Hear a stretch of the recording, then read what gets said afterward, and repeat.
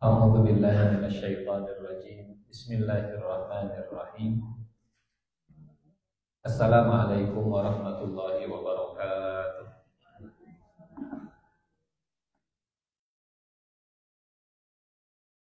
Alhamdulillahi Rabbil Alamin, wassalatu wassalamu ala ashrafil anbiya'i wal mursalin wa ala alihi wa sahbihi ajma'in. Allahumma la ilma lana illa ma 'allamtana innaka antal alimul hakim. Allahumma 'allimna ma yanfa'una wa anfa'na bima 'allamtana wa zidna ilman wa amalan ya rabbal alamin. Amma ba'd. Bapak Ibu, mudah-mudahan semuanya sehat. Alhamdulillah. Alhamdulillah. Mudah-mudahan di hari ini kita dikumpulkan oleh Allah dalam kebaikan dan mendapatkan ilmu yang baik, ilmu yang bermanfaat. Dan kisah atau tema kita tentang kisah, insya Allah menjawab pertanyaan siapa kemarin lupa. Yang akhirnya kita memilih tema melanjutkan atau menjawab pertanyaan dengan kisah Ashabul Ukhdud. Kalau tidak salah kemarin pertanyaannya tentang pendidikan, begitu ya? Ya. Hari Labday, alhamdulillah.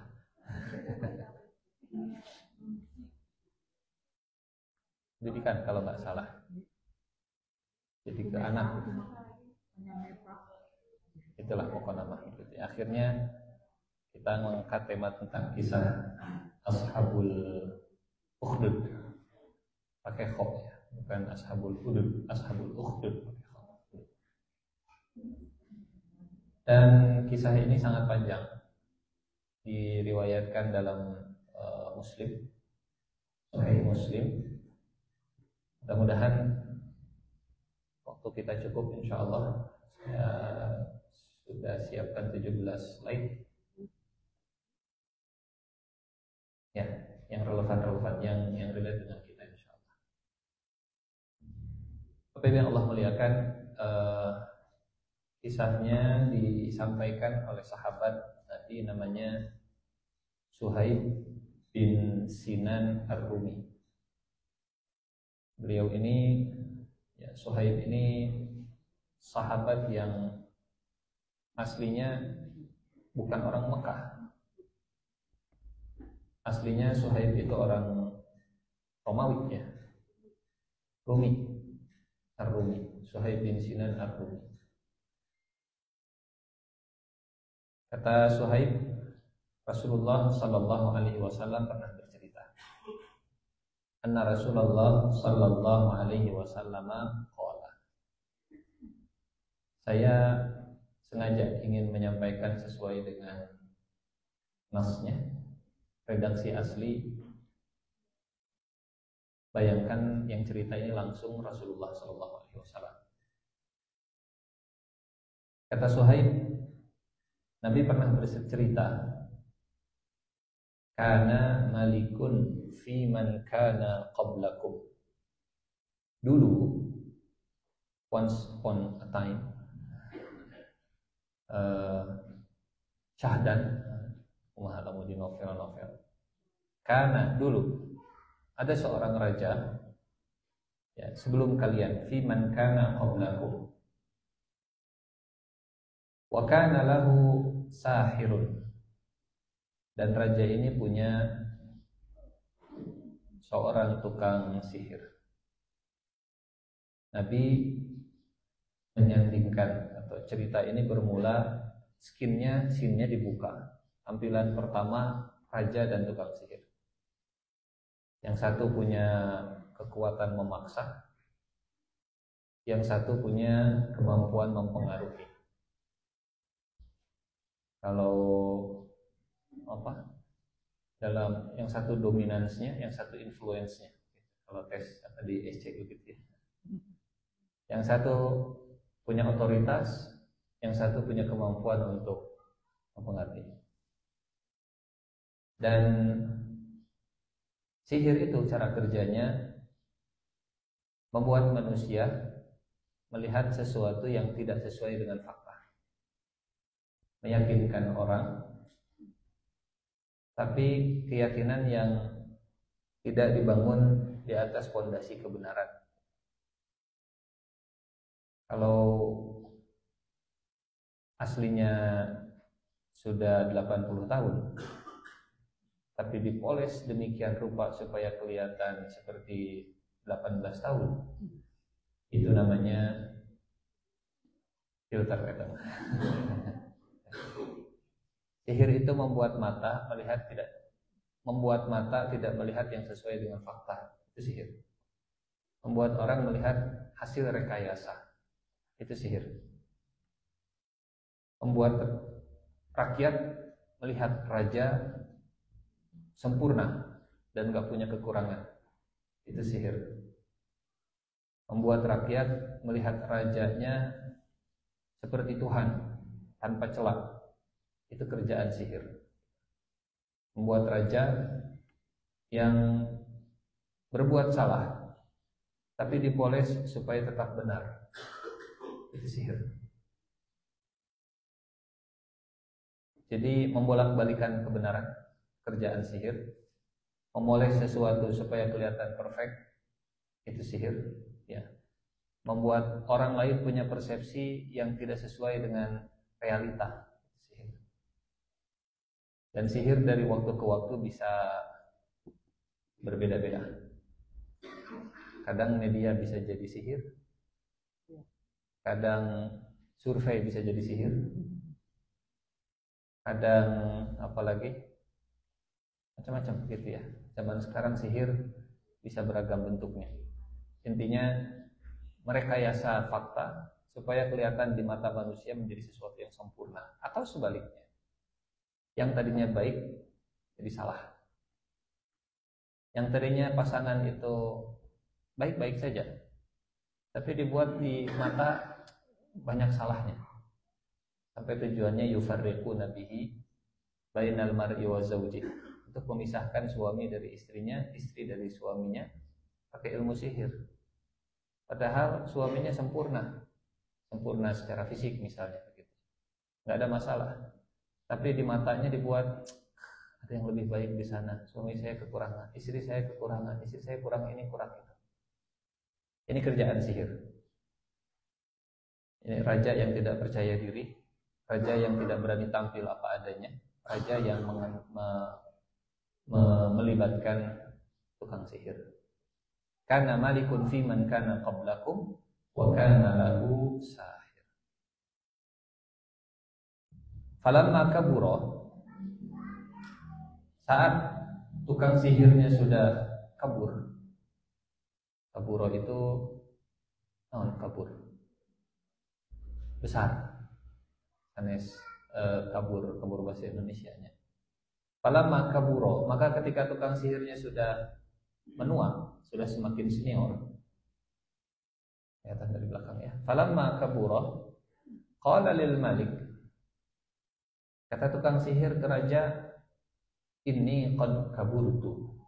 Tuan, saya sudah semakin sepuh, saya sudah semakin menua, saya makin mendekati kematian, atau bahasa kita, Tuan, usia saya sebentar lagi mau pensiun. Fab'ath ilayya ghulaman u'allimhu sihra. Tolong Anda utus untuk saya seorang pemuda yang akan saya ajarkan kepadanya ilmu sihir. Bahasa kita, Menteri Sihir Nasional mengajukan proposal ke pusat untuk merekrut, membuat sayembara program rekrutmen nasional, mendapatkan bibit unggul dari seluruh kerajaan untuk meneruskan karir, untuk melanjutkan kerja tukang sihir ini. Jadi mintanya bukan mengadakan sendiri, tapi minta ACC dari sang raja. Fab'ath ilayya, utuslah untuk aku, kirimlah Anda, kirim kepadaku.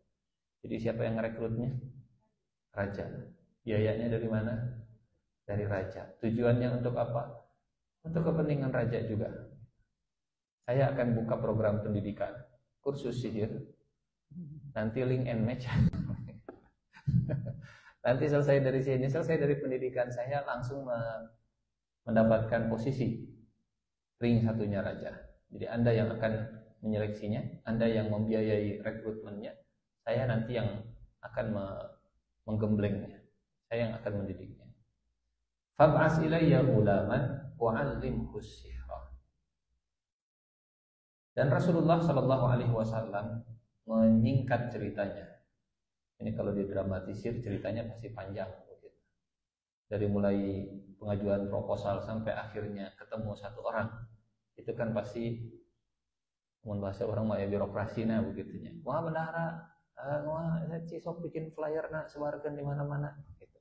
Sampaikan kepada semua gubernur, raja sedang mencari bibit unggul di seluruh negeri yang akan diseleksi jadi Mensihnas, Menteri Sihir Nasional. Gitu. Gaji diumumkan, UMK, upah minimum, upah maksimum kerajaan, bukan upah minimum lagi. Jadi ini proyeknya proyek kerajaan, proyek nasional, untuk proyek kerajaan. Diumumkan, direkrut, diseleksi, di screening, latar belakangnya dicari dan seterusnya. Normal lah, biasa begitunya hal-hal yang seperti ini terjadi di mana-mana. Sampai akhirnya terpilihlah satu orang dari semua penjuru negeri, seorang anak muda yang diharap-harap digadang-gadang bisa menjadi penerus Menteri Sihir Nasional. Masuklah dia ke istana. Sekilas cerita ini mirip seperti Nabi Musa alaihissalam. Masuk ke istana Fir'aun, kemudian diharapkan atau diangkat jadi putra mahkota Fir'aun, dididik di istana dengan attitude pangeran dan seterusnya, tapi ternyata akhirnya berbalik menyerang istana. Sekilas ceritanya akan mirip seperti itu. Faba'atha ilaihi ghulaman yu'allimhu. Maka raja setelah berusaha mendapat seorang pemuda untuk mempelajari ilmu sihir, dia kirim. Setelah seleksi panjang, dikirim. Bayangkan, atau kita mencoba menyelami perasaan si pemuda ini. Kira-kira apa yang ada di benak dan di perasaannya? Yang ada di otak dan di hatinya kira-kira apa? Saya bakal jadi pejabat, saya bakal punya uang besar, saya bisa meningkatkan taraf pendidikan, taraf kesejahteraan dan ekonomi keluarga saya. Orang tua saya mungkin saya bisa hajikan, umrohkan. Orang tua saya akan saya belikan rumah, akan saya belikan ini dan seterusnya. Yang ada di benaknya adalah dunia. Yang ada di pikirannya adalah harta. Yang ada di cita-citanya, obsesinya hanya sekedar jadi pejabat publik, orang terkenal, saya nomor satu, saya orang paling pintar. Setelah lulus dalam perlombaan COC dan seterusnya, begitu. Jadi juara nomor satu direkrut langsung, dilatih, masuk ke istana. Bayangkan saat anak muda ini dari pelosok, dari daerah, diundang ke istana melihat kemewahan istana. Kebayang masih gitu, mau difilmkan masih gak bakal gitu begitu. Memang Nabi tidak cerita, maka orang ini kemudian wah di dalam istana. Tapi silahkan kita pikirkan, silahkan kita bayangkan, silahkan kita renungkan. Orang desa, memang orang desa, karena nanti kita dapat cerita dari Nabi, dia untuk sampai ke istana, ke kampus Universitas Hogwarts, ke kampus sihirnya, Universitas Sihir Nasionalnya, itu dari jarak jauh. Dari jarak jauh. Jadi orang daerah, orang desa, kemudian lulus ujian, dan karirnya terjamin jadi calon Menteri Sihir Nasional. Yang ada di kepalanya cuma dunia. Tapi kalau Allah sudah ngasih hidayah, Allah bisa ngasih hidayah bahkan ke orang yang diharapkan jadi pionir dalam kebatilan sekalipun. Dulu, ini kita agak keluar dari topik, ada Nabi yang oleh umatnya itu diharapkan jadi sosok yang menjadi penerus. Dalam surat Hud ayat 62, surat 11 ayat 62, qad kunta fina marjuwan qabla hadha. di kisah Nabi Saleh ini ya. Qalu ya Salih, wahai Saleh, kaum Samud berkata, wahai Saleh, qad kunta fina marjuwan qabla hadha. Dulu Anda ini orang yang betul-betul kami harapkan. Kok sekarang jadi begini? Kok sekarang justru malah nyerang kita?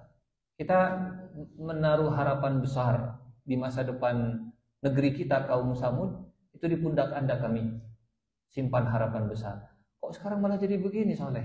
Qad kunta fina marjuwan qabla hadha. Kalau di zaman Fir'aun mungkin seperti tukang sihir, yang diharapkan tukang sihir itu bisa mengalahkan Musa. Tapi malah berbalik gitu. Qad kunta fina marjuwan qabla hadha. Dari sini kita belajar bahwa Allah kalau ngasih hidayah itu kadang unpredictable. Orang yang tadinya mungkin ada di barisan kebatilan bisa berbalik. Orang yang tadinya mungkin diharapkan oleh orang-orang yang jahat malah berbalik, justru menyerang orang jahat. Kata mereka, dulu kami orang yang sangat diharapkan. Kau adalah orang yang sangat kami harapkan, tapi kenapa menyerang kami? Qad kunta fina marjuwan qabla hadza. Fab'asa ilaihi ghulaman yu'allimuhu.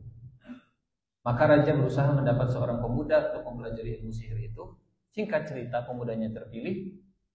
Fakana fi tariqihi idza salaka rahibun faqa'ada ilaihi wa sami'a kalamahu. Dalam perjalanan pergi dari rumah, antara tempat ahli sihir dengan rumah pemuda itu ada tempat seorang rahib, ahli ibadah yang mengajarkan agama. Pemuda itu singgah di tempat rahib untuk mendengarkan. Jadi mau kuliah, nyimpang dulu ke Konitim. Kuliahnya di mana? Itu kuliah sihir. Kuliah sihir, betul. Jadi di rahib belajar agama, di istana belajar sihir. Ilmu putih dan ilmu hitam dipelajari oleh sang pemuda. Dan rahib tahu siapa pemuda ini, karena rahib juga nonton film. Karena rahib juga buka media sosial, update dengan perkembangan berita. Karena ini kan proyeknya proyek rekrutmen nasional, sehingga semua orang tahu, bisik-bisiknya tahu. Oh, kamu yang juara COC itu ya? Kamu yang lolos ujian seleksi negara untuk jadi menteri sihir tuh? Ya, saya orangnya. Oh, sini kita ngobrol-ngobrol dulu. Ngobrol ya one-on-one lah, begitu satu-satu. Fa'ajabahu, Masya Allah. Fa'ajabahu, maka dia takjub dengan ajaran rahib.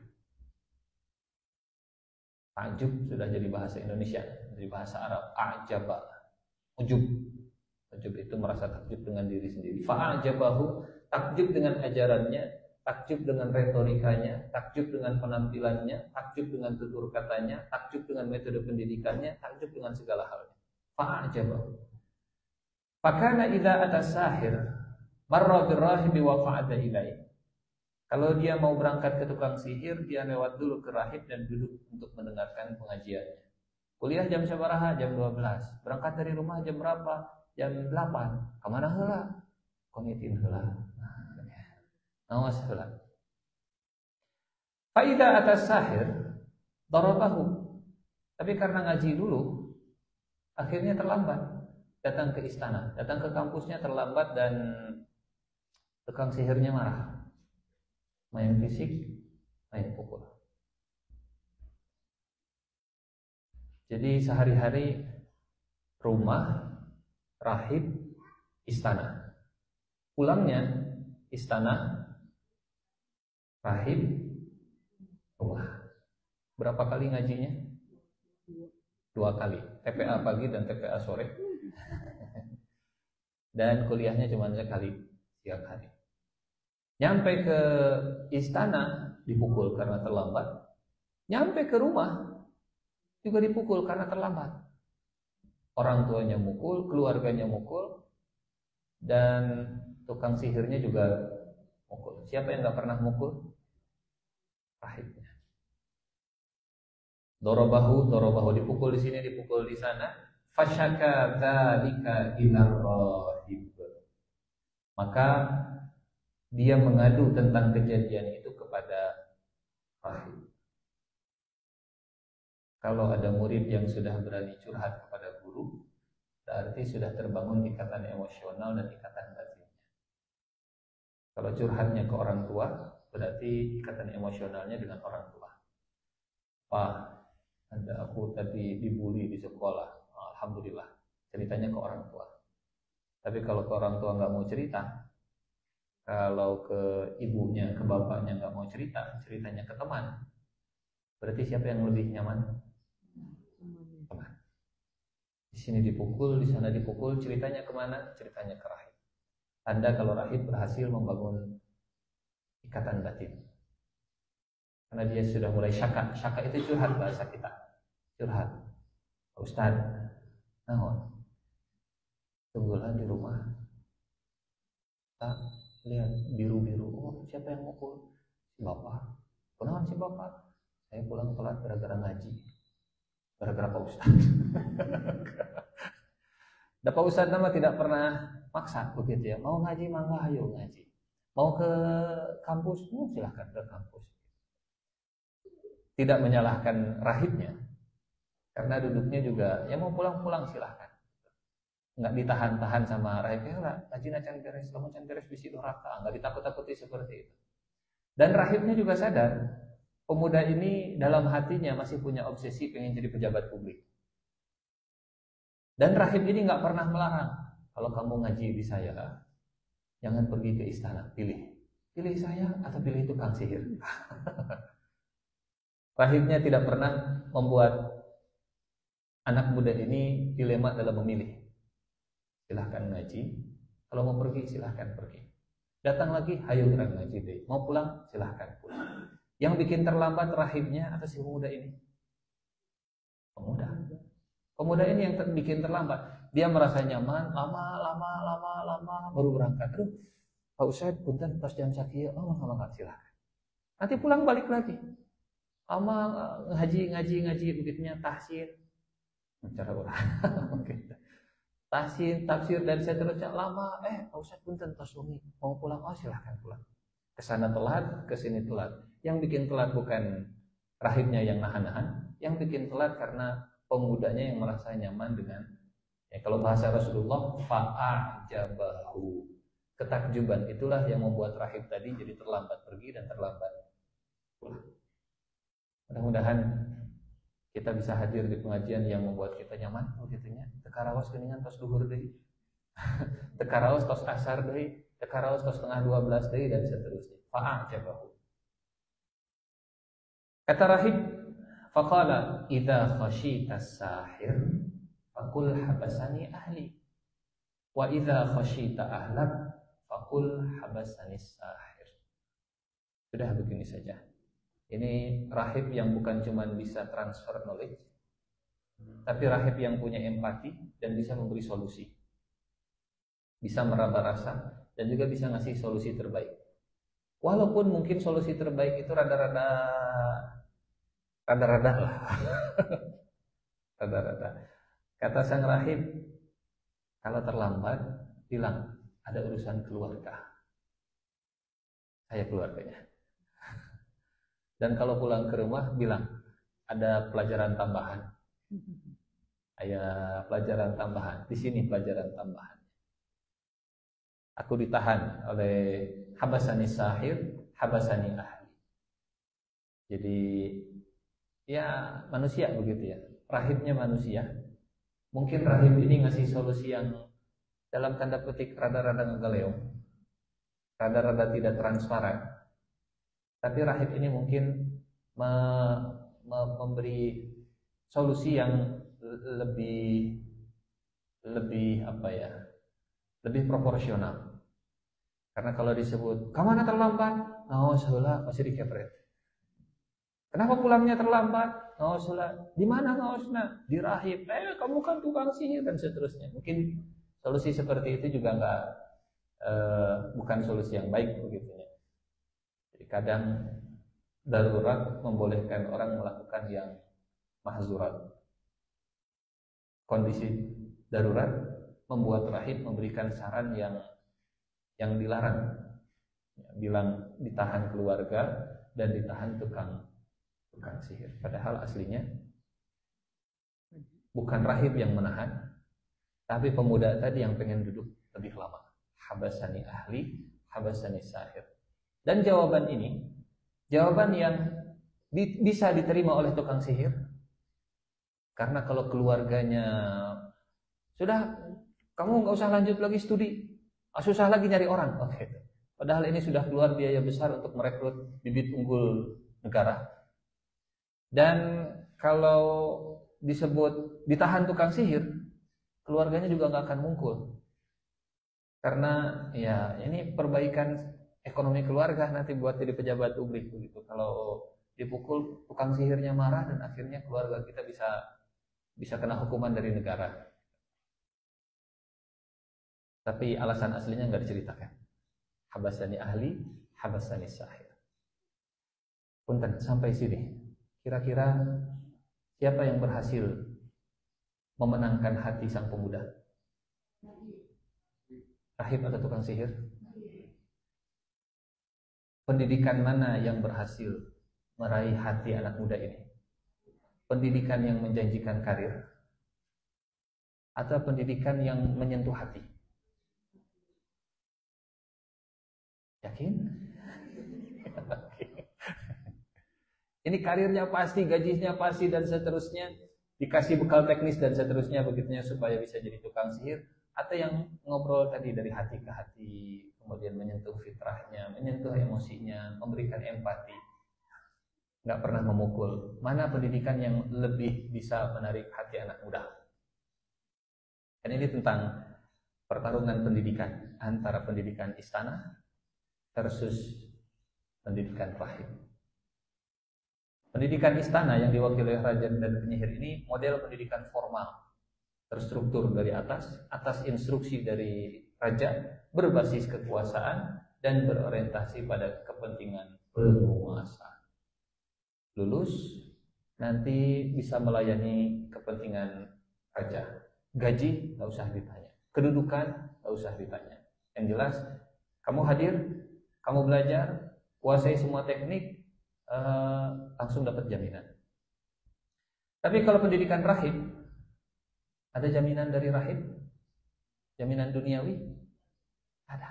Rahib nggak menjanjikan nanti kamu kalau sudah lulus jadi ustadz ngisi ceramah di mana-mana, dikenal orang, follower banyak, subscriber dan nggak menjanjikan itu. Mungkin kalau zaman sekarang sebutannya informal. Betul? Kenapa informal? Ya karena tidak resmi dari istana. Informal dan personal, ngobrol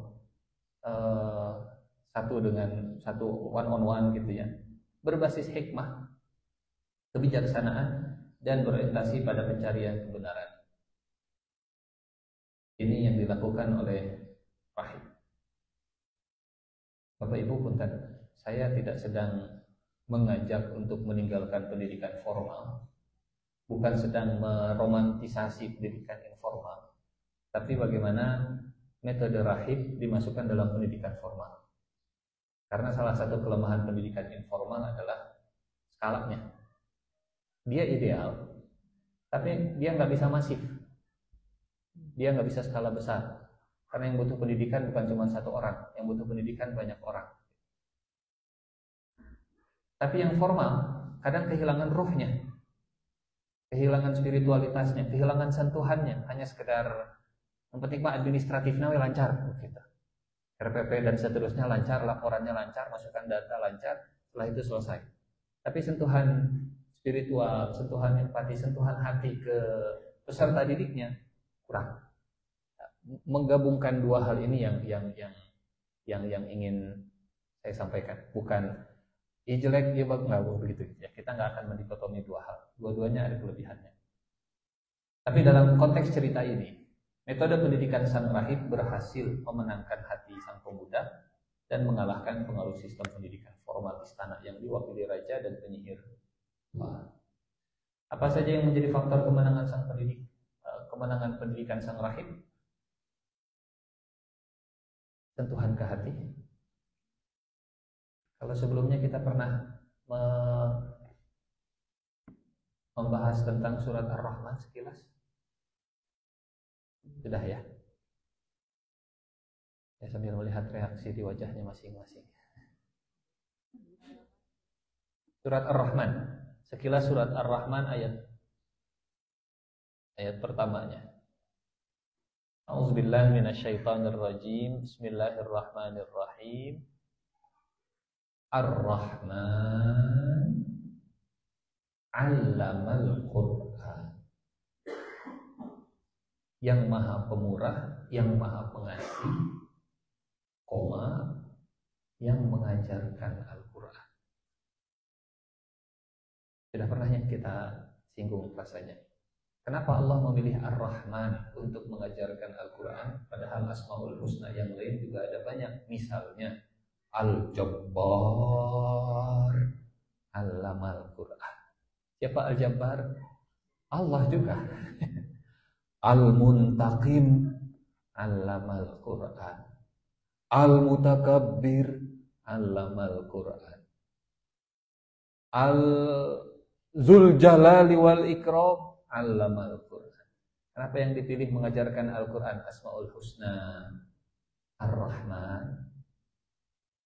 Karena Allah ingin dalam mentransfer ilmu itu dibalut dengan kasih sayang. Jadi yang paling penting adalah Rahmannya, baru yang kedua adalah Allamanya.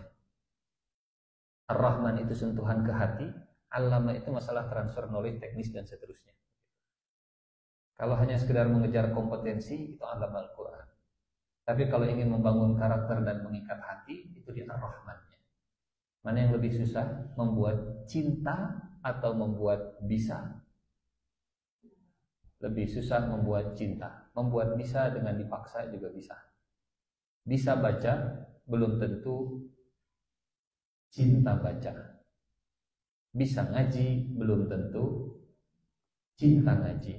Cinta dengan Rahman, bisa dengan Allama. Jadi didahulukan oleh Allah dengan Ar-Rahman, Allama Al-Quran. Nabi Musa, waktu beliau berguru ke siapa gurunya Nabi Musa? Khidir. Apa spek kualifikasi guru bagi seorang Nabi Musa?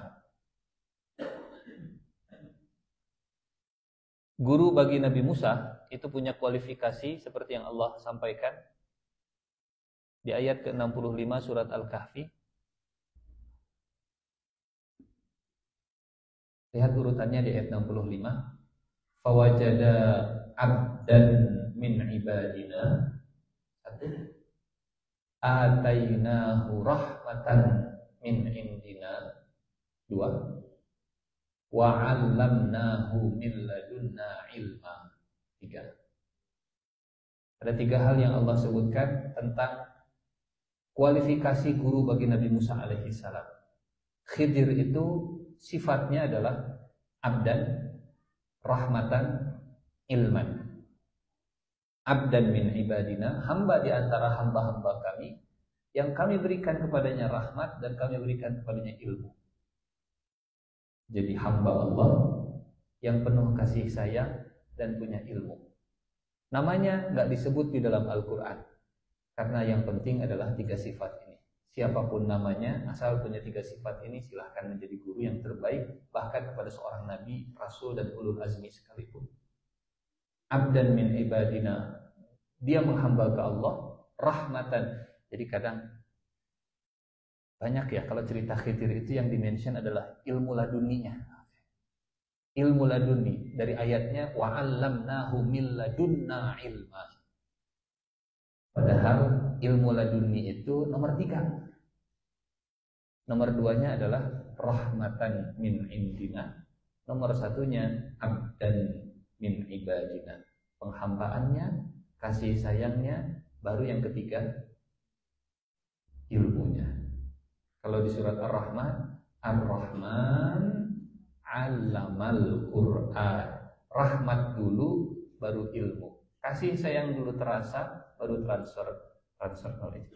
Dari sini kita belajar rahib berhasil memenangkan hati, karena yang disentuh dari anak muda ini adalah hatinya, bukan sekedar mengajarkan kompetensi teknisnya, bukan hanya sekedar kamu harus bisa begini, tekniknya begitu, tapi hatinya kosong, spiritualitasnya hampa, gak keisi, dan seterusnya.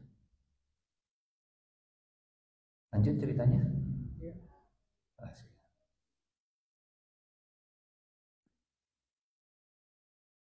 Fabainama huwa kadzalik. Maka setelah berjalan beberapa lama, maksudnya kuliahnya itu seberapa tahun kalau sampai doktor kan? Ini maksud dari fabainama huwa kadzalik, maka setelah berjalan beberapa lama. Kalau jadi dokter 4 tahun. Koas 2 tahun. Spesialis berapa tahun spesialis? 2, 4. Tidak ada dokter di sini. Spesialis. Nanti jadi konsultan gitu. Walaupun cuma 1 huruf, tapi untuk dapat 1 huruf itu butuh beberapa tahun. Fabainama huwa kadzalik, maka setelah berjalan beberapa lama, rumah, rahib, istana, rahib, rumah, setiap hari seperti itu. Id ata ala dabbatin 'azimatin qad habasatin nas. Suatu hari di tengah jalan ada seekor binatang buas, ukurannya besar. Orang-orang tidak berani jalan di tempat tersebut, menghalangi jalan manusia. Yang dilakukan oleh rahib sekarang adalah mengobservasi masalah, kemudian melakukan hipotesa, bikin hipotesa. Yang ketiga, dia bikin eksperimen. Yang keempat, kesimpulan. Dan kesimpulan inilah yang membuat anak muda ini memutuskan untuk memilih jalan rahib, meninggalkan jalan penyihir. Jadi Bapak Ibu, Masya Allah, setiap hari rahib melihat muridnya datang. Kemana? Damang. Sebutlah namanya Abdullah. Abdullah, damang. Kuliah deh? Ya, kuliah deh Pak Ustaz. Ayo. Pada ngawas? Bade, ayo ngawas sama. Pergi lagi. Jadi selesai ngaji mau kemana? Biasa Pak Ustaz, diajar sihir deh, nyesok atuh. Betul? Pagi belajar putih, siang belajar hitam, sore belajar putih lagi. Putih, hitam, putih, hitam, putih. Tukang sihir nggak tahu kalau dia belajar agama. Keluarganya nggak tahu dia belajar agama, tapi guru agamanya tahu kondisi di rumahnya, tahu dia belajar sihirnya, dan nggak pernah dilarang. Betul? Bayangkan kalau kita jadi guru ngajinya. Kemana deh Ayeuna? Biasa Pak Ustaz. Ayeuna ngawas heula siang-siang. Nanti maghrib kemudian buka kostum. Tapi besok ngaji lagi, malamnya begitu lagi, paginya ngaji lagi, malamnya. Rasulullah menceritakan ini ke para sahabat, hadisnya sahih riwayat Muslim. Kadang dalam ini memang tidak bisa digeneralisir begitu ya. Kadang orang-orang tertentu itu mereka dibiarkan memilih jalannya sendiri. Yang penting mereka nggak lepas dari lingkaran kebaikan. Biarkan mereka sendiri yang memutus dengan lingkaran keburukan. Setelah mereka berpikir, setelah mereka sampai kepada satu kesimpulan. Karena kalau rahib yang melarang, mungkin efeknya akan lebih buruk dibanding kalau dia sendiri yang memutuskan hubungan dengan istana. Mudah-mudahan bisa dipahami maksudnya begitu ya. Ini konteksnya orang lain. Mungkin agak sedikit berbeda kalau konteksnya orang tua dan anak. Tapi bahkan antara orang tua dan anak juga bisa pakai seperti ini. Selama kita masih punya hubungan emosional yang dekat dengan anak, selama mereka masih mau curhat kepada kita sebagai orang tuanya, selama mereka masih mau cerita apa yang sedang terjadi, selama mereka nggak jaga jarak dengan orang tuanya, di luar mereka dunia hitam, gitu. Pulang ke rumah mereka tahu dunia putih, dan akhirnya otak mereka berkembang. Bapak Ibu punten, mana yang lebih baik? Sterilisasi atau imunisasi? Sterilisasi. Kalau sterilisasi itu tinggal di lingkungan yang steril, tidak bersentuhan dengan kuman, penyakit dan seterusnya. Kalau imunisasi, dikuatkan imunnya, jung kaditu. Ketemu dengan berbagai macam virus, yang penting imunisasi, yang penting dia punya imun yang kuat. Kira-kira mana yang lebih kuat buat badan? Mana yang lebih baik? Imunisasi atau sterilisasi? Kadang ada orang yang memilih sterilisasi, begitunya anak saya jangan sampai bersentuhan dengan dunia luar, bisa terpengaruh jelek dan seterusnya, sterilisasi. Ada juga yang jungjang geramiang. Tapi kalau pulang ngobrol sama bapaknya, dikasih imun sama orang tuanya, dikasih imun, biar dia kenal dengan dunia luar, biar dia melihat apapun yang dia lihat. Tapi setelah dia pulang dia dikasih tahu, dia ngobrol, dia cerita. Gitu. Rasanya kalau melihat dari cerita ini, metode pendidikan sang rahib lebih ke imunisasi. Belajar sihir, tapi belajar agama, dikasih suntikan imun, dikasih suntikan imun, dikasih suntikan imun. Dan boleh jadi yang seperti itu akan lebih kuat dibanding yang steril. Mungkin kalau yang steril sekalinya kena virus langsung golepak. Biasa dikasih makan yang higienis terus-terusan, sekalinya makan seblak langsung mules mencret dah. Sakit berbulan-bulan. Ala kulli hal. Faqala al-yawm a'lam as-sahir afdal amir rahib afdal. Hari ini saya akan tahu siapa yang ilmunya lebih afdal. Hari ini saya akan tahu mana yang lebih baik. Apakah ajaran ahli sihir atau ajaran rahib. Hari ini saya akan pakai dua-duanya. Hari ini saya akan praktekkan dua-duanya. Saya akan eksperimen dua ilmunya. Apakah ilmu dari Majelis Qonitin atau ilmu dari Universitas Hogwarts, mata kuliah Dumbledore dan seterusnya. Mata kuliah tongkat ajaib. Ilmu mana yang lebih manjur? Dia melihat masalah, observasi masalah, dia bikin hipotesa, dan sekarang dia bikin eksperimennya. Eksperimen yang pertama dia lakukan adalah ilmu rahib. Kata Nabi, faqala Allahumma in kana amrul rahibi ahabba ilaika min amri sahir faqtul hadhihi dabbah. Eksperimen pertama yang dia lakukan pertama adalah pakai ilmunya pakai ilmunya rahib. Dia ambil batu, ya Allah, jika ajaran rahib lebih engkau sukai, maka bunuhlah binatang itu supaya orang dapat lalu lalang di tempat ini. Bagaimana eksperimen ilmu yang terbaik? Eksperimen ilmu yang terbaik, mana yang lebih bisa memberikan dampak dan manfaat kepada lingkungan, itulah ilmu yang terbaik. Kalau Nabi mengajarkan, Allahumma inna nas'aluka ilman nafi'ah. Mana yang paling banyak memberikan dampak positif kepada lingkungan sekitar, maka pakailah ilmu itu. Mana yang bisa menjauhkan orang, melancarkan perjalanan orang, mana yang bisa menjauhkan orang dari keburukan, dari binatang buas dan seterusnya, itulah ilmu yang bermanfaat, itulah ilmu yang harusnya diajarkan dan dipakai terus-terusan. Dia ambil batu, ya Allah, jika ajaran rahim lebih engkau sukai, bunuhlah binatang itu supaya orang dapat lalu lalang di tempat ini.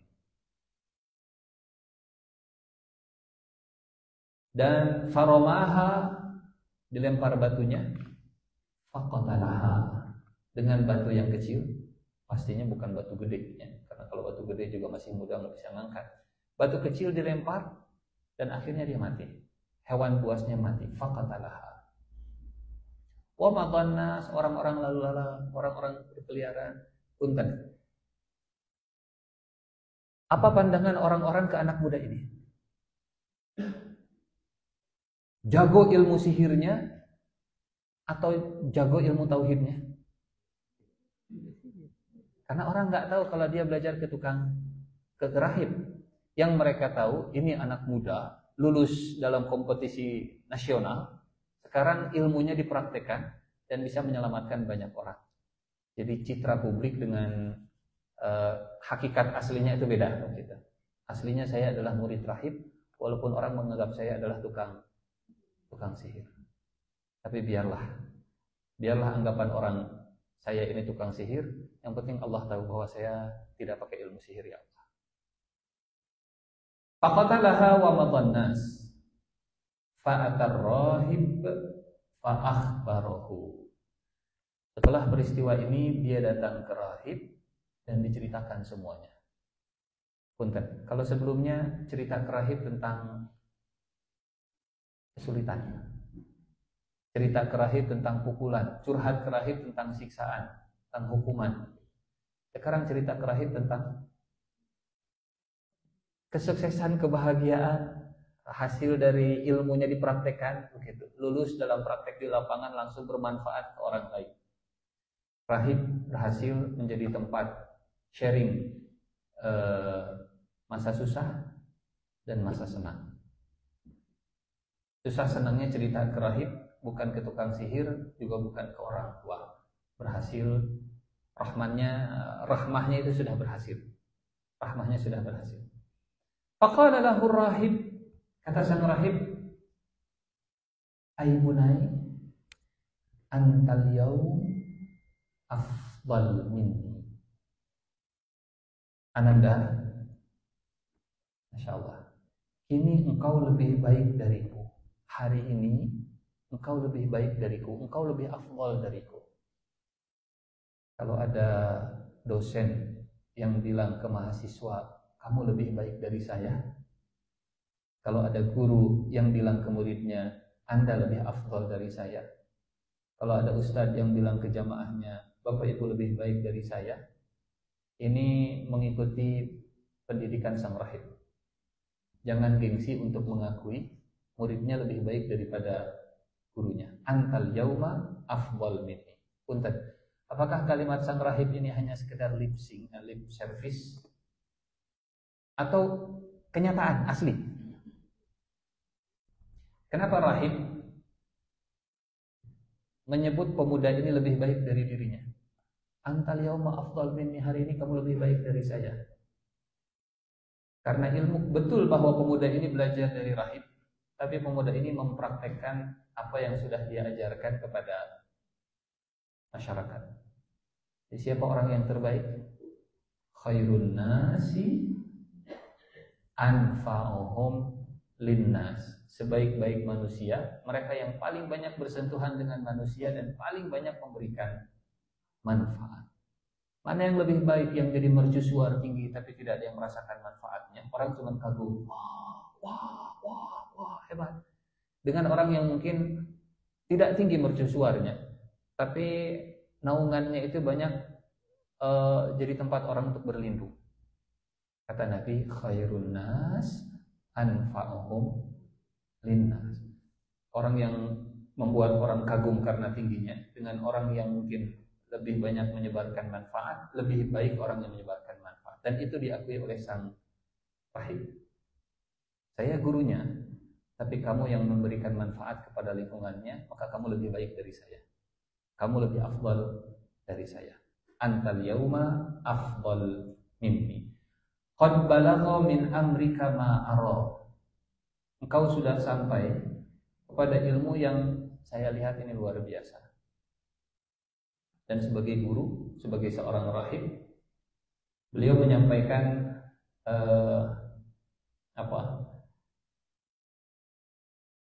prediksi masa depan yang pasti bakal kejadian. Kata rahib, wa innaka satubtala, dan engkau pasti akan diuji. Engkau akan dapat bala. Fa ini tulita fala tadullah. Kalau nanti kamu dapat ujian, tolong jangan tunjukkan tentang saya. Tolong jangan cerita-cerita tentang saya. Tolong jangan Sherlock rumah saya. Tolong jangan kasih tahu yayasan pendidikan saya ada di mana. Gitu. Tolong jangan cerita bahwa kita pernah ngaji. Tolong jangan cerita bahwa kamu jadi murid saya guru kamu. Tolong jangan cerita kemana-mana kalau dapat ujian. Kenapa? Wallahu a'lam bishawab. Mungkin demi keselamatan bersama. Mungkin raja tidak suka kalau muridnya itu, mungkin ada cerita masa lalu antara raja dengan rahib. Mungkin rahib tahu raja ini berbohong, atau raja tahu kalau rahib ini musuh lamanya. Kalau raja tahu, oh si itu teh jadi muridnya, afiliasinya ke situ, bisa bahaya ke ininya dan bisa bahaya ke rahib. Fa ini tulita fala tadulla alayya, jangan kau sebut nama saya, tapi kamu pasti bakal dapat ujian. Bapak Ibu yang Allah muliakan, ujiannya bisa beragam, apalagi kalau sudah diberikan oleh Allah ilmu. Karena makin tinggi, anginnya juga bakal makin besar, makin kencang. Kita teruskan ceritanya. Hikmahnya nanti di belakang, insyaallah, di ujung. Wa kana al-ghulam yubri'ul akmah wal abras. Kemudian pemuda itu mengobati orang buta, orang sopak, wa yudawin nasa min sa'iril adwa, dan berbagai macam penyakit lainnya. Punten, mengobati penyakitnya pakai ilmu sihir atau pakai ilmu tauhid? Ilmu tauhid. Ilmu tauhid.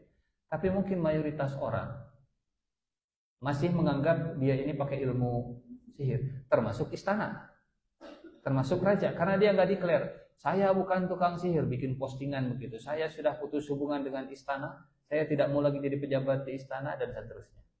Mungkin dia akan bilang, saya sudah menguasai ilmunya, dan cerita di jalanan tadi mungkin nyampe ke gurunya, ke rektornya, mungkin nyampe ke dosennya, dosen pembimbingnya gitu, yang oh kamu sudah lulus, ilmumu sudah bisa membunuh hewan besar.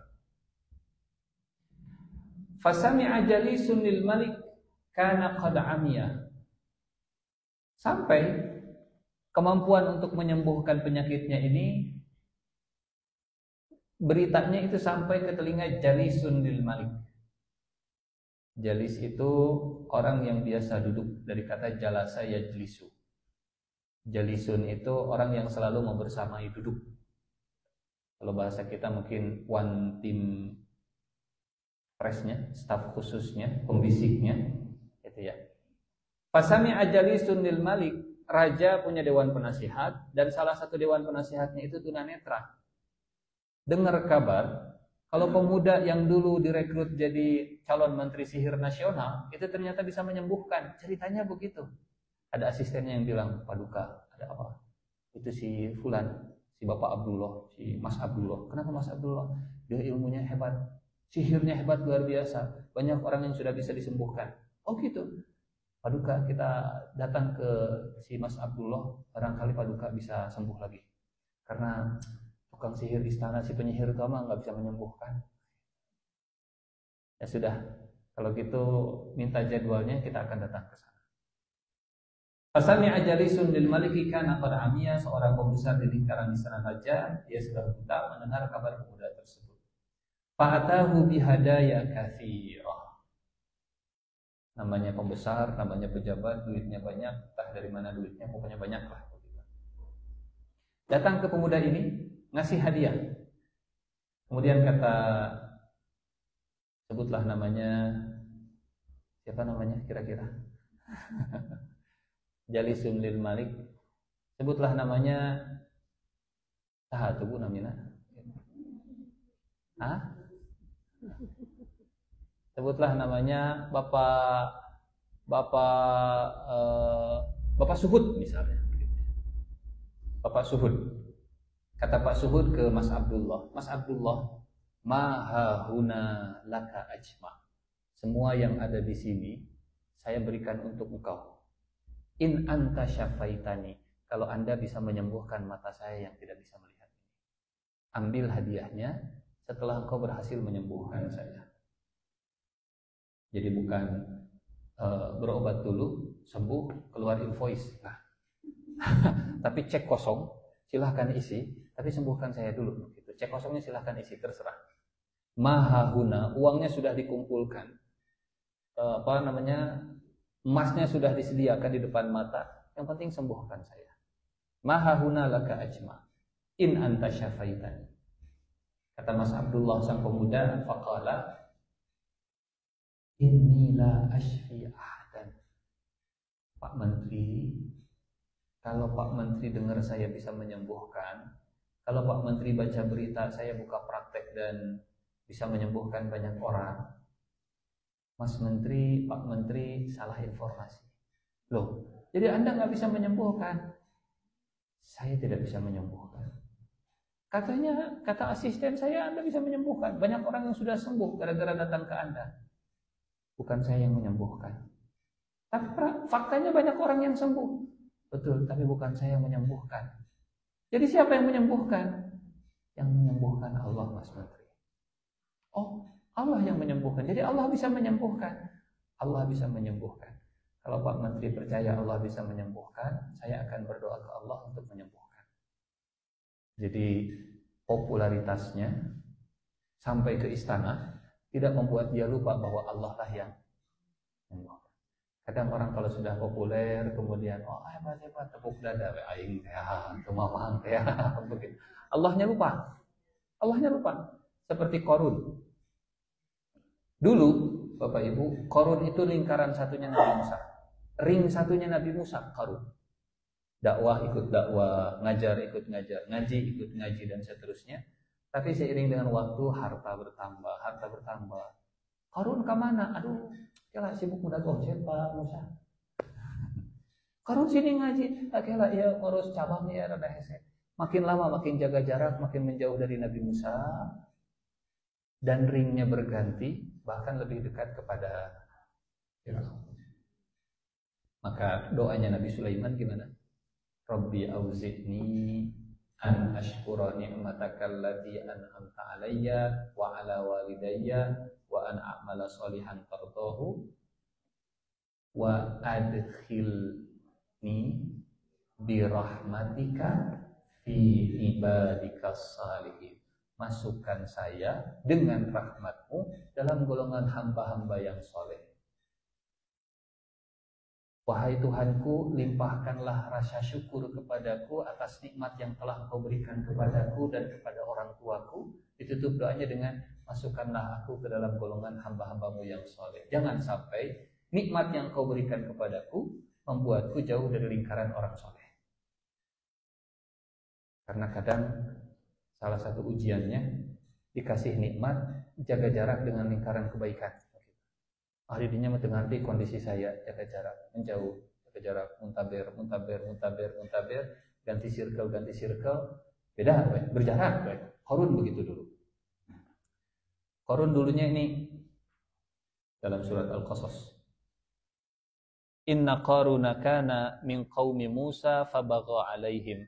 Qarun dulunya adalah kaum Musa. Qarun dulunya adalah lingkaran Nabi Musa. Ayat ke-76, sesungguhnya Qarun adalah termasuk kaum Musa. Pilihan diksi Al-Quran itu sangat presisi. Kalau Allah mau bisa begini, Inna Qaruna kana min bani Israil. Kalau dari Bani Israil ada banyak. Tapi saat Allah memilih kaum Musa, itu tidak dinisbatkan kepada Israel, nenek moyangnya, tapi dinisbatkan kedekatannya kepada Musa. Kalau Bani Israel kan keturunannya Nabi Yakub begitu. Bani Israel. Berarti kita satu kesatuan, tapi kita satu kesamaan. Kita memang berbeda dari 12 keturunan Israel, tapi bapak kita satu. Jadi kalau Allah menyebut Bani Israel, yang diingatkan itu bapak kita adalah Israel. Tapi saat Allah menyebut kana min qaumi Musa, titik tekannya bukan tentang Israelnya. Tapi ini satu circle dulu loh dengan Nabi Musa. Punten, misalnya begini. Kenapa Allah dalam Al-Quran kadang menyebut kita Bani Adam? Supaya kita ingat saat Allah menyebut Bani Adam, jangan lupa cerita Nabi Adam di surga. Pasti akan kembali terulang lagi kepada anak cucunya di dunia. Bani Adam, Bani Adam, Bani Adam. Kadang Allah memanggil kita dengan nas, kadang Allah memanggil kita dengan insan, bashar. Setiap panggilan walaupun terjemahan bahasa Indonesianya adalah manusia, tapi panggilan dalam Al-Quran itu sangat presisi. Ada maksud, ada tujuan. Misal, kenapa Allah memanggil istrinya, menyebut istrinya Nabi Nuh dengan sebutan istri Nabi Nuh? Kenapa tidak disebut dan mamah Kanaan itu? Kenapa Allah menyebut Asiyah, istri Fir'aun? Kenapa yang disebut itu istri Fir'aun? Pasti ada maksud. Kalau Allah mau sebut nama juga bisa. Tapi Allah menyebut istri Fir'aun. Di antara maksudnya, walaupun suaminya Fir'aun, walaupun tinggal di istana Fir'aun, walaupun punya pemilik otoritas atas dirinya itu orang jahat, tapi kalau iman sudah diberikan oleh Allah, bisa dilawan itu semuanya. Sebaliknya, istri Nabi Nuh, walaupun suaminya Nabi, istri Nabi Lut, walaupun suaminya orang soleh, tapi kalau memilih untuk tidak taat, sudah nggak dapat hidayah. Setiap pilihan, setiap kata itu pasti ada maksud. Kenapa Nabi Isa dalam Al-Quran selalu disebut anaknya Maryam? Isa anaknya Maryam. Isa anaknya Maryam.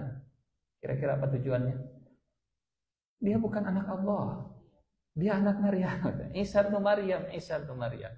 Sekarang Allah menyebut Qarun dari kaum Musa. Allah tidak menyebut Qarun min Bani Israel karena yang ingin ditegaskan adalah dulunya satu circle. Dulunya orang dekat Musa. Dulunya satu lingkaran. Tapi gara-gara harta akhirnya jaga jarak. Nah, balik lagi ke sini supaya tidak terlalu jauh.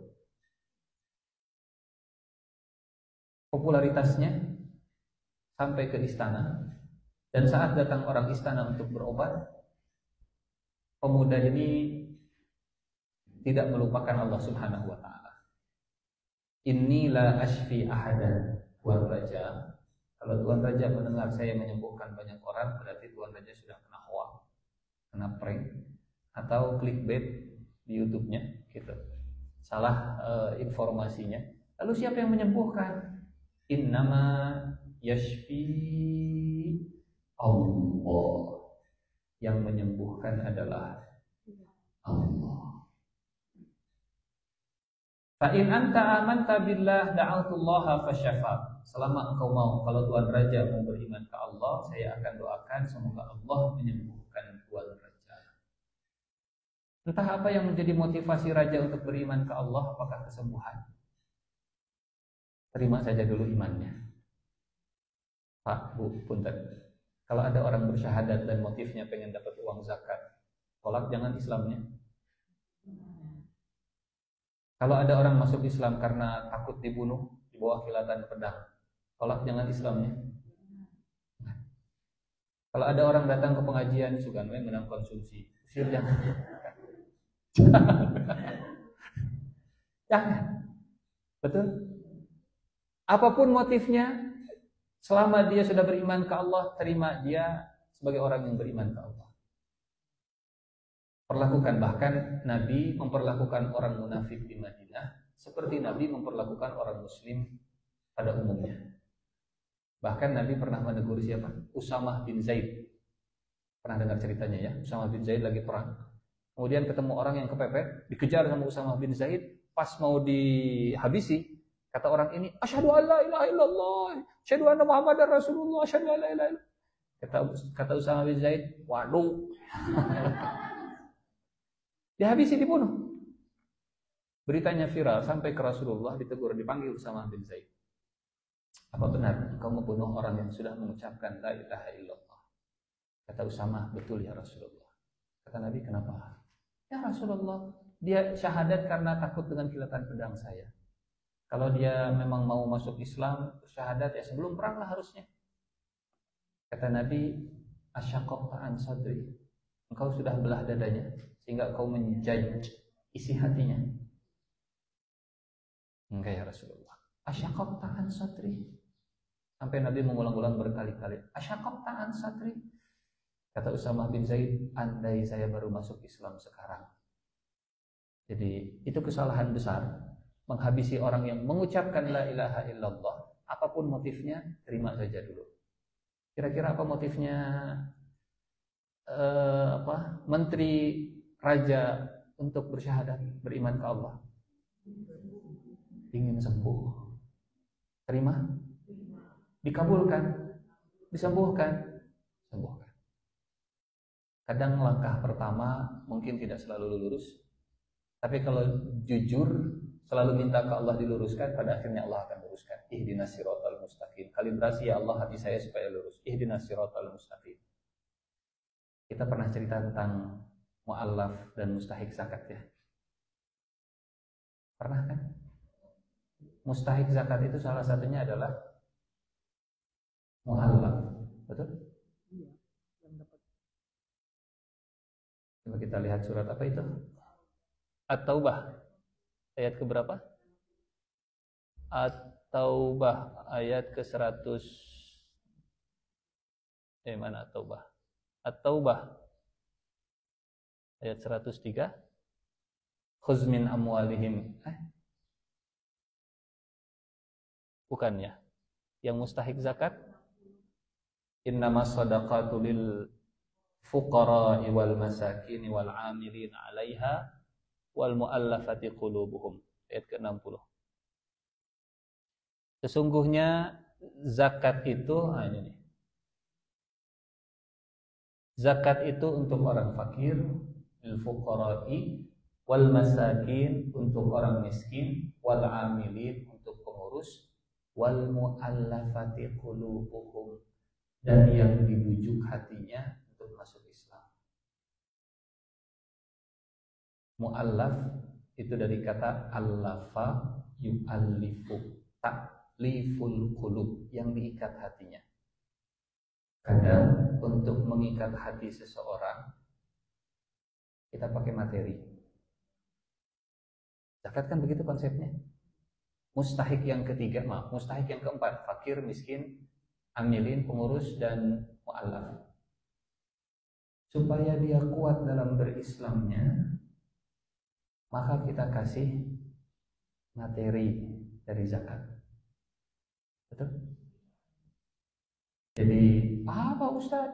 Nanti Islamnya itu malah jadi materialistik, mengharapkan zakat terus-terusan. Allah yang bikin aturan, Allah yang lebih tahu.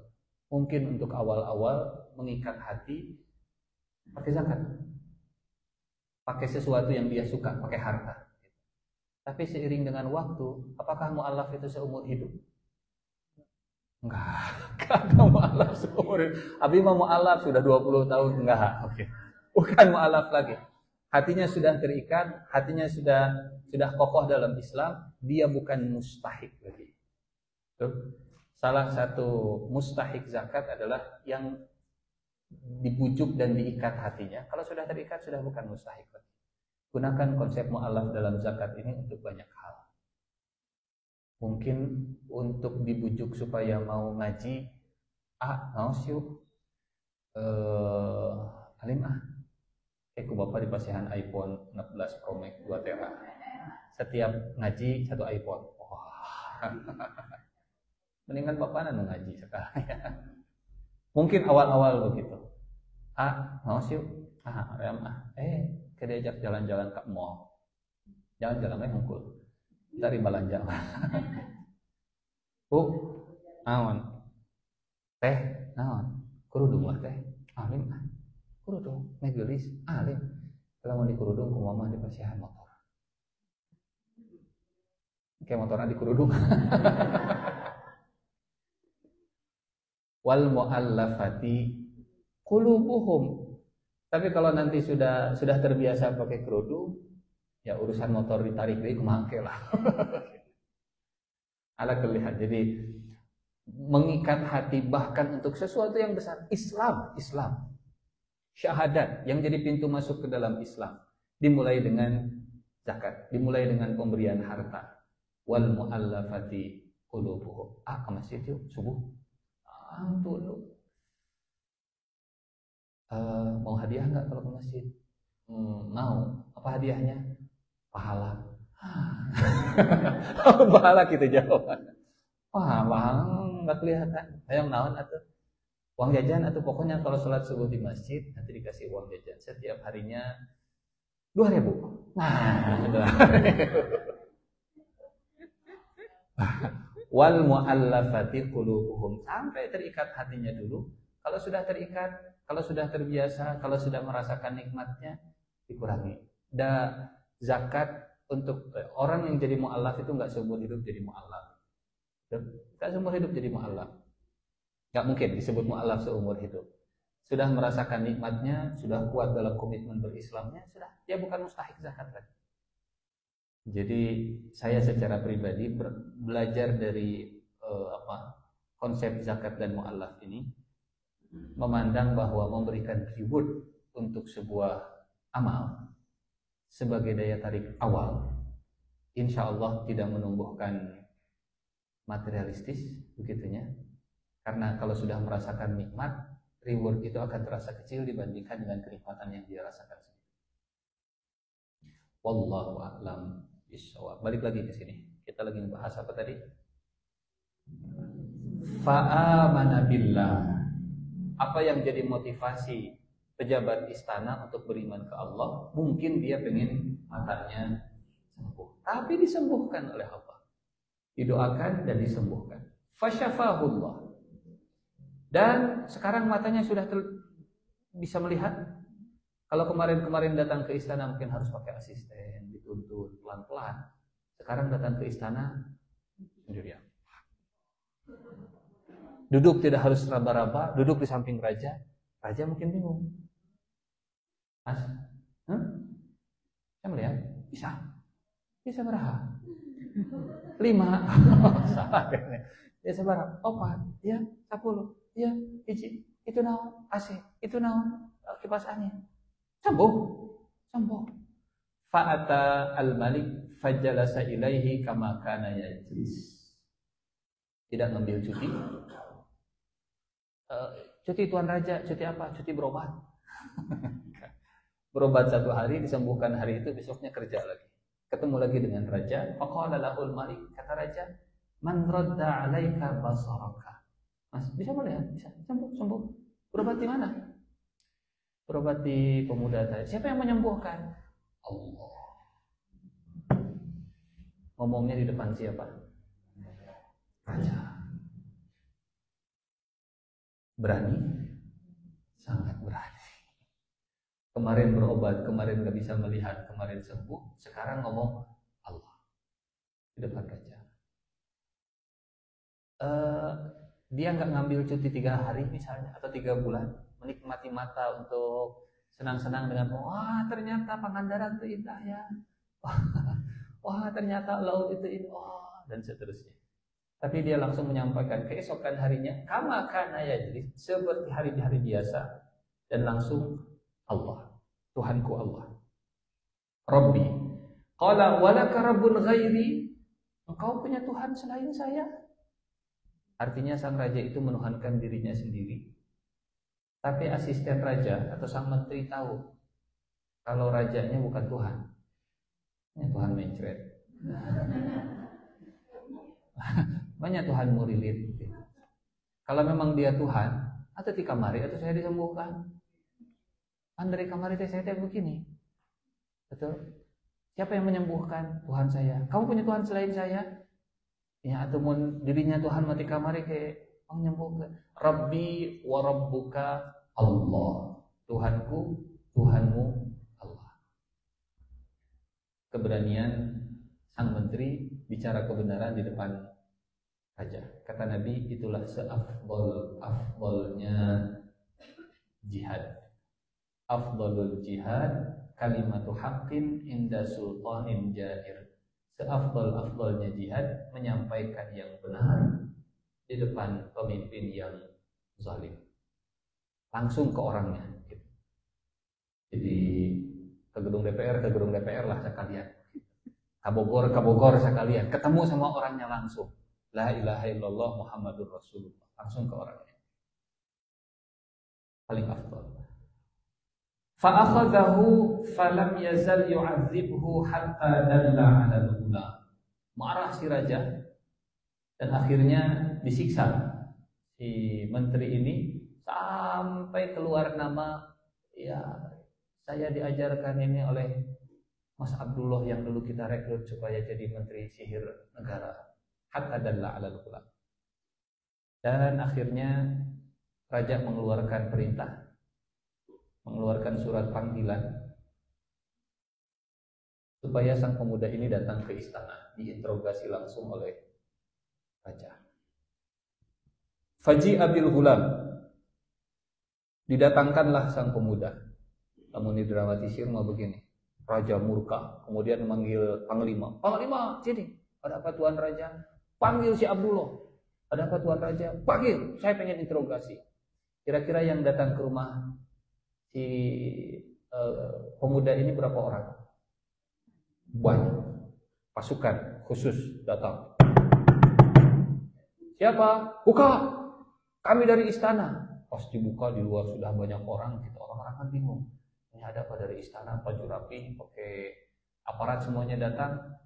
Pas keluar ada apa? Ikut. Anda dipanggil raja. Diikat di bawah. Itu makna faji'a bil ghulam.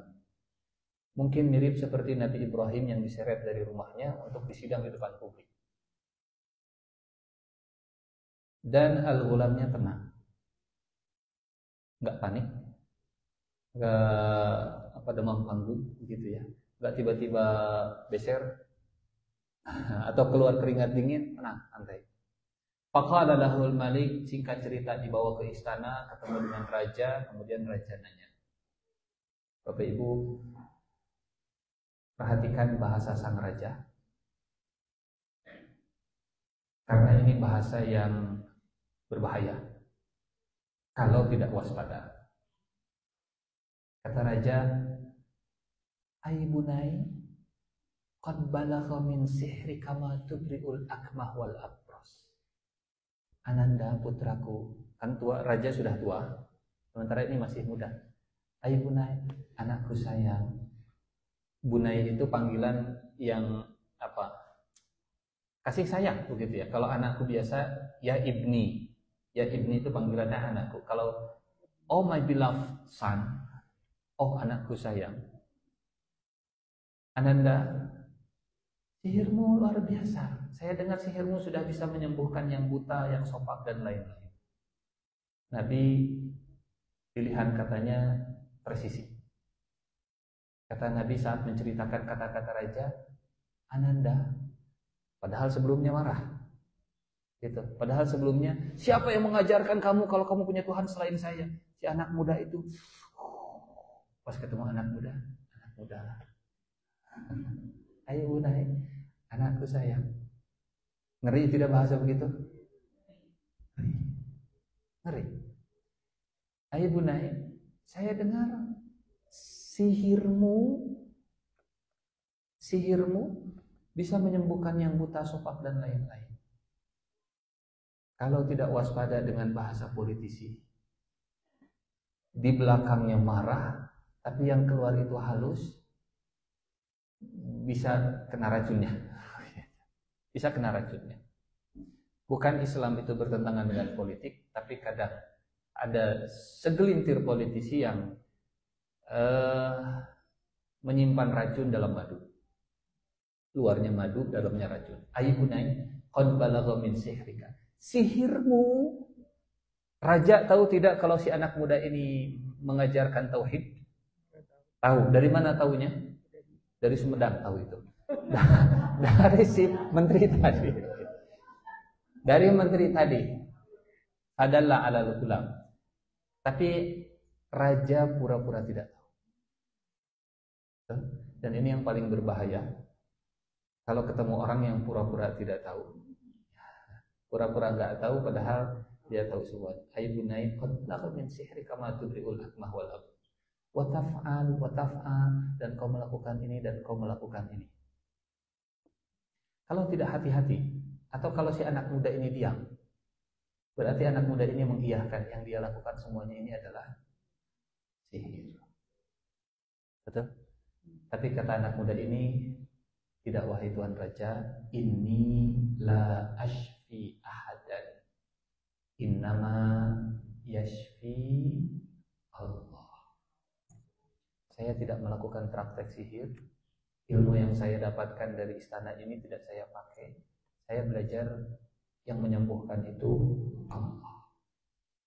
marah. Bisa tidak anak muda ini kemudian mencari aman? Bisa. Cari aman caranya gimana? Oh iya Tuan Raja, terima kasih atas apresiasinya, terima kasih atas beasiswa yang selama ini Anda berikan kepada saya. Saya sudah dapat pendidikan yang luar biasa dan ilmu-ilmu itulah yang saya praktekkan ke masyarakat. Ini semua atas kebaikan Raja yang sudah memberikan ilmu kepada saya lewat tukang sihir. Aman? Aman. Tapi kalau disorot kamera, disebarkan ke masyarakat, kira-kira gimana? Oh, memang pemuda ini tukang sihir. Betul? Pemuda ini memang tukang sihir. Tapi pemuda ini tidak cari aman. Pemuda ini bicara apa adanya. Disiksa habis-habisan. Hatta dalla ala rahib. Sampai pemuda itu menyebut rahib. Karena saat disiksa ditanya, diinterogasi. Kamu belajar dari mana? Kami rekrut kamu, kami sudah keluarkan biaya negara sekian ratus triliun untuk pendidikan. Dan seterusnya. Sekarang kamu malah berkhianat, malah punya Tuhan selain Tuhan Raja. Dapat ilmu dari mana? Ngaji di mana? Sekolah di mana? Kuliah di mana? Siapa gurunya? Masih ingat apa peran sang rahib? Jangan sebut nama saya. Betul? Tapi pemuda ini tetaplah pemuda. Dia manusia biasa. Dia nggak kuat dengan siksaan, dan dia menyebut nama saya belajar dari sang rahib. Amanah dari gurunya ternyata susah untuk dipegang saat dia menghadapi siksaan yang begitu luar biasa. Akhirnya dipanggil rahibnya. Faji'a bir rahib. Rasulullah pakai bahasa yang singkat, tapi kalau didramatisir dan dibuat film ini seru. Didatangkanlah sang rahib. Kira-kira yang datang ke rumah rahibnya gimana?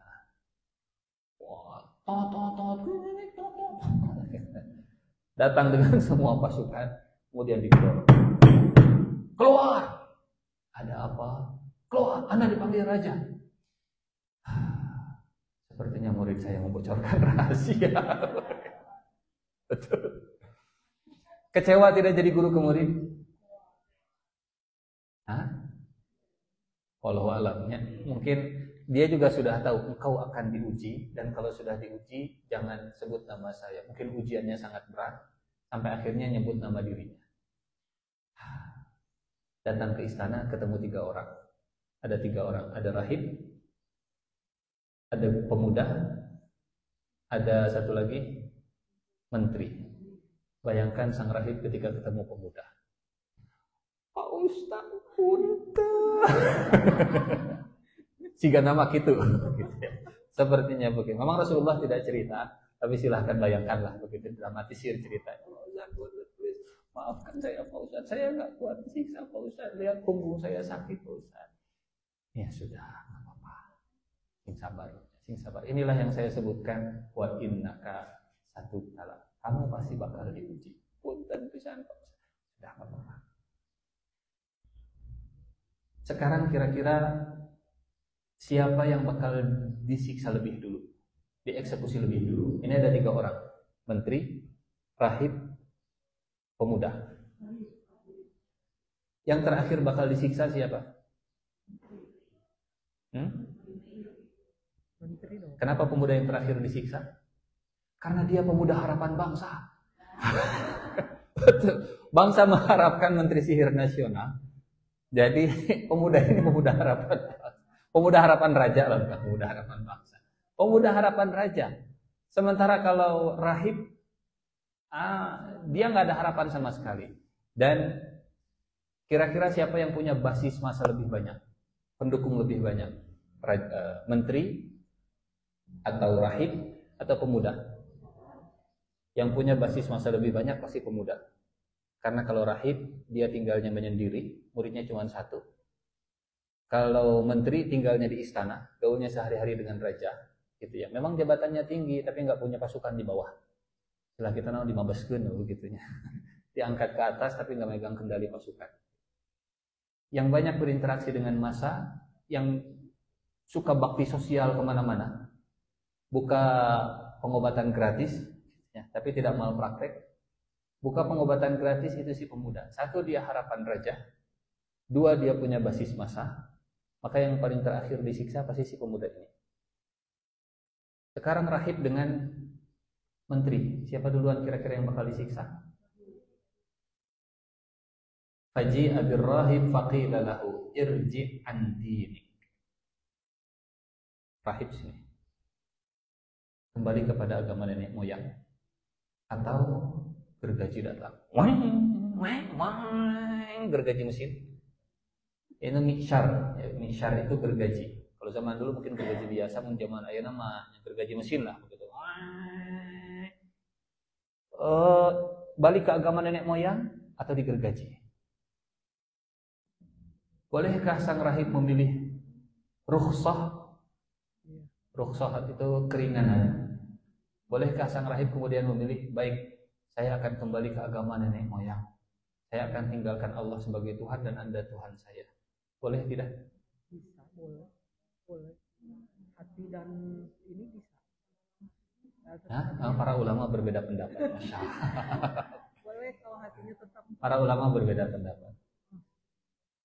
Ada kisah Ammar bin Yasir yang Allah abadikan dalam surat An-Nahl, illa man ukriha wa qalbuhu mutmainnun bil iman. Barang siapa yang kufur kepada Allah setelah dia beriman, barang siapa yang murtad, surat An-Nahl ayat ke-106. Barang siapa yang murtad kecuali dia dipaksa kafir sementara hatinya dalam keadaan iman, tenang, itu enggak dosa. Jadi gergaji atau murtad, pilih mana? Kalau berangkat dari ayat ini, murtad di lisan tapi tidak di keyakinan. Tapi itu tidak dipilih oleh sang guru, itu tidak dipilih oleh rahib. Kira-kira kenapa? Para ulama kemudian menyimpulkan ayat ini turun saat Ammar bin Yasir. Ammar bin Yasir itu seorang budak yang disiksa, ibunya dibunuh, kemaluannya ditusuk oleh Abu Jahal sampai mati. Kemaluan ibunya, bapaknya juga sama. Dan Ammar bin Yasir melihat pemandangan seperti ini, kemudian ditanya, murtad atau saya siksa seperti bapak ibumu? Ya, saya tinggalkan Islam, saya tinggalkan Muhammad, saya tinggalkan agama yang baru ini, saya kembali ke agama nenek moyang. Bari di video ke. Sok ngomong yang jelek tentang Muhammad. Muhammad begini, ngomong tentang Islam. Islam begini, oke, sip. Diposting di Instagramnya Abu Jahal. Kira-kira gimana perasaannya Ammar bin Yasir? Sedih tidak? Kalau di ruangan tertutup, oke lah, orang yang tahu cuma orang-orang tertentu. Tapi kalau disebarkan, di tag akunnya Rasulullah, di tag akunnya Abu Bakar, di tag akunnya Umar, dan seterusnya di tag. Nyebar viral di kalangan kaum muslimin. Sedih tidak kalau jadi Ammar bin Yasir? Sedih. Mungkin yang lain akan bilang, Ammarnya, mana gitu-gitu deh. Ammar bin Yasir datang ke Rasulullah curhat sambil nangis. Ya Rasulullah, Rasulullah juga sudah tahu. Viral itu beritanya, FYP. Muncul di beranda. Dan Nabi yang bijaksana kemudian menenangkan Ammar. Turun ayat ini. Kata Nabi, kaifa tajidu qalbaka ya Ammar? Bagaimana engkau dapati hatimu hai Ammar? Kata Ammar, ya Rasulullah, qalbi mutmainnun bil iman. Hati saya tenang dalam keimanan. Cuman di mulut saja ya Rasulullah. Tapi kan persepsi orang saya ini murtad ya Rasulullah. Kata Nabi, ya Ammar, in adu fa'ud. Kalau mereka kembali menyiksamu, kembali lakukan apa yang mereka minta darimu. Asal hatimu tetap tenang dalam iman. Itu rukhsah. Tapi kenapa sang rahib tidak mengambil rukhsah? Kenapa sahabat-sahabat yang lain, sahabat Nabi yang lain saat disiksa tidak mengambil rukhsah? Kenapa Sumayyah tidak mengambil rukhsah ibunya, tapi Ammar mengambil rukhsah? Bapak Ibu, kalau orang yang jadi panutan sebaiknya tidak mengambil rukhsah. Kalau orang yang awam, umum, silahkan mengambil rukhsah. Karena kalau yang panutan mengambil rukhsah, yang di bawahnya kadang ada efek begitunya begitu. Walaupun mungkin secara syariat tidak salah, tapi efek domino ke belakangnya bisa tidak baik. Maka sang rahib memilih untuk tetap dalam agamanya dan fawadha'al mi'syar fi mafriti ra'si, digergaji kepalanya. Dan gergaji zaman dulu beda dengan zaman sekarang. Bahwa makan kia, tanpa anestesi, tanpa bius, dari kepala sampai bawah. Bayangkan ngilu suara kena tengkoraknya, bayangkan muncratkan darahnya, bayangkan rasa sakitnya. Dilihat oleh pemuda harapan raja. Kenapa pemuda terakhir disiksa? Kamu nasibnya mau seperti itu atau mau kembali ke tugas awal? Kalau pemuda duluan yang disiksa, siapa lagi yang bisa diharapkan? Tetapi kalau rahib duluan disiksa, kalau kamu ikut ajaran rahib, nasibmu nanti akan seperti itu. Jadi ada deterrent efeknya, efek gentarnya, efek menakut-nakutinya. Tapi sang rahib tetap bertahan. Dan bertahannya sang rahib dalam iman, boleh jadi itulah yang menguatkan pemuda. Jadi kalau di awal, sahaguruna, itu si rahib. Sekarang melihat rahibnya saat disiksa. Masya Allah, guru saya. Harusnya saya seperti itu tadi. Gara-gara guru saya jadi disiksa. Ya Allah, maafkan saya. Saya harus teguh, saya harus kokoh, saya harus kuat seperti guru saya. Betul, bisa jadi efek begitu. Raja mengharapkan efeknya si pemuda ini takut, tapi ternyata keteguhan sang rahib membuat sang pemuda makin kuat. Dan momen ini diingat oleh sang pemuda sampai akhir hayatnya. Bagaimana kisah kelanjutannya? Insya Allah di pertemuan. Tahu kan? Enak pada kuliah deh kan itu ke istana. Insya Allah kita lanjutkan di pertemuan-pertemuan berikutnya. Sesi kedua insya Allah. Ada pertanyaan? Enggak, silakan.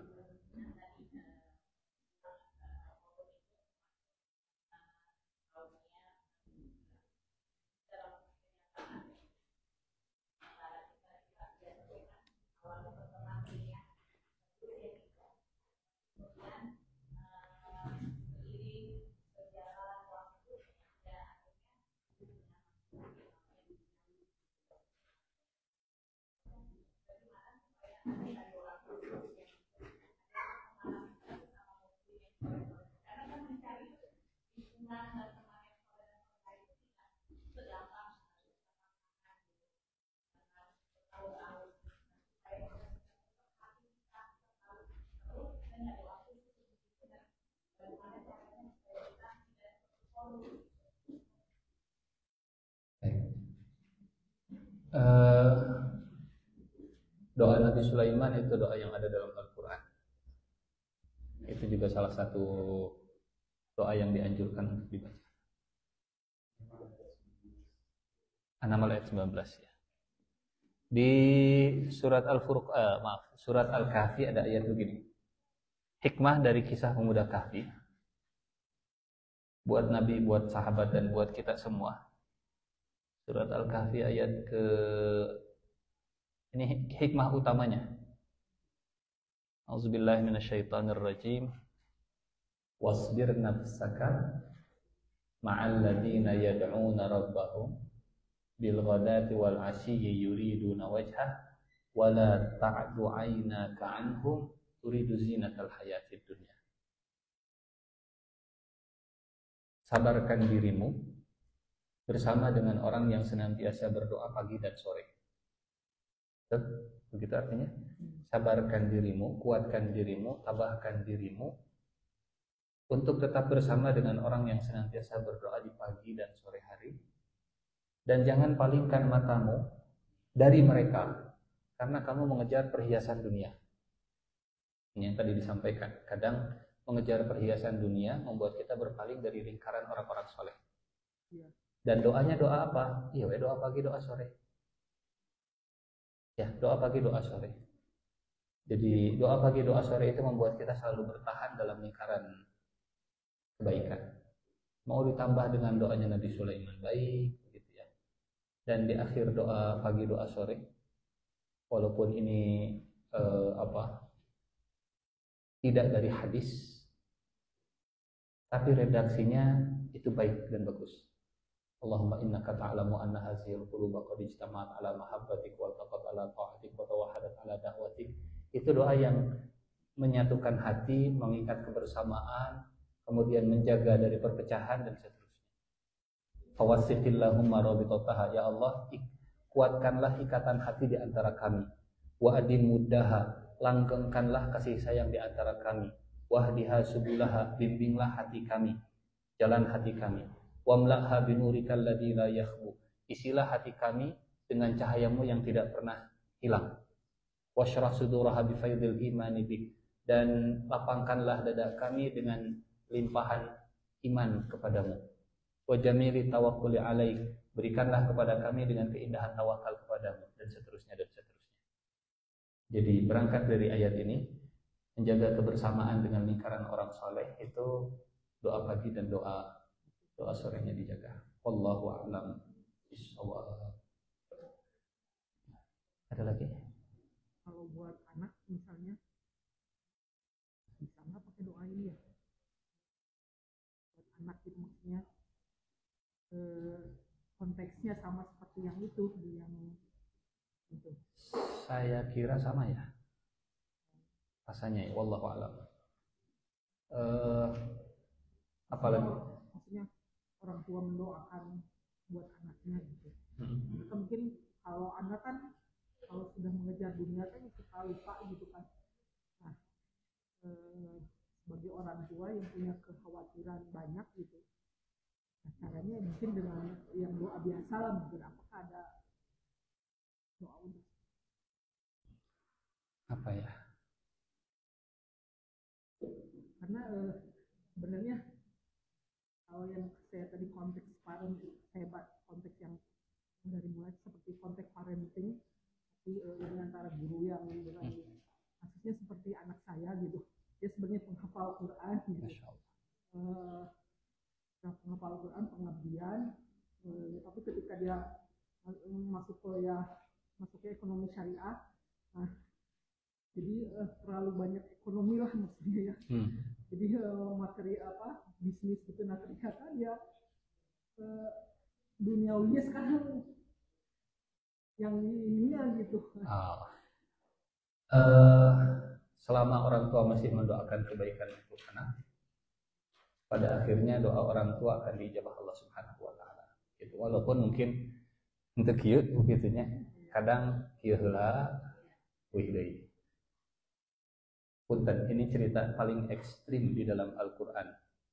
Cerita anaknya Nabi Yakub. Pada akhirnya mereka tobat.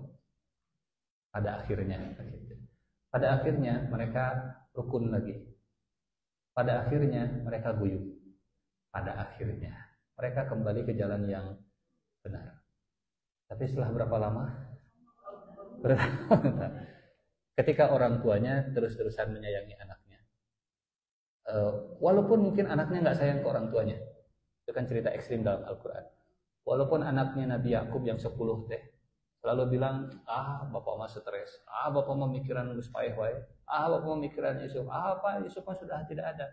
Tapi kasih sayang orang tua ke anaknya yang membuat anaknya itu tidak menjauh dari bapaknya. Pada akhirnya begitu ya, kasih sayang orang tua lah yang menang daripada syaitan yang menarik anaknya. Karena kita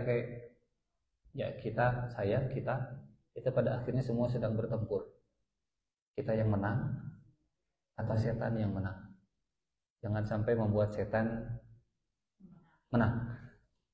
La tu'in syaitan ala akhika, jangan tolong syaitan kepada saudaramu. Ini hadis Nabi waktu ada sahabat yang tergelincir dan ada sahabat yang lain yang menjelek-jelekan. Wah, mana emang ya? Kata Nabi, jangan tolong syaitan untuk menggelincirkan saudaramu. Karena ejekanmu membuat syaitan jadi menang dan membuat sahabatmu jadi makin berjarak dengan kita. Jangan tolong syaitan. Jadi mungkin kita melihatnya dia rada menjauh, tapi jangan sampai dia tersandra oleh syaitan. Kasih sayang orang tua, rahmahnya orang tua, ikatan batin dengan orang tua tetap harus dijaga. Doa orang tua insya Allah yang akan mengembalikan anak kepada jalan Allah Subhanahu wa Ta'ala. Gagaleongan mah, dan kita juga ngagaleong begitunya. Sebagai orang tua itu tidak lurus gitu. Bahkan boleh jadi anak kita lebih lurus di usianya dibanding saat kita di usia yang sama seperti anak kita saat ini. Kadang saya atau kita sebagai orang tua teh kudu rajin, ada bahwa lagi bapak itu juga kita menuntut anak kita di usia kita waktu dulu supaya solehnya sama seperti kita hari ini. Wallahu a'lam bishawab. Mangga.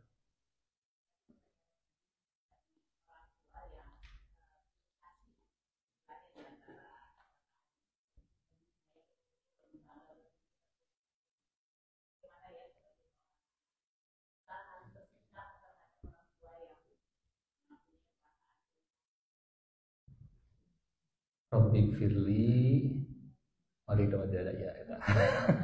Ampuni dosaku, ampuni dosa orang tua atas dosa gitu. Gitu ya.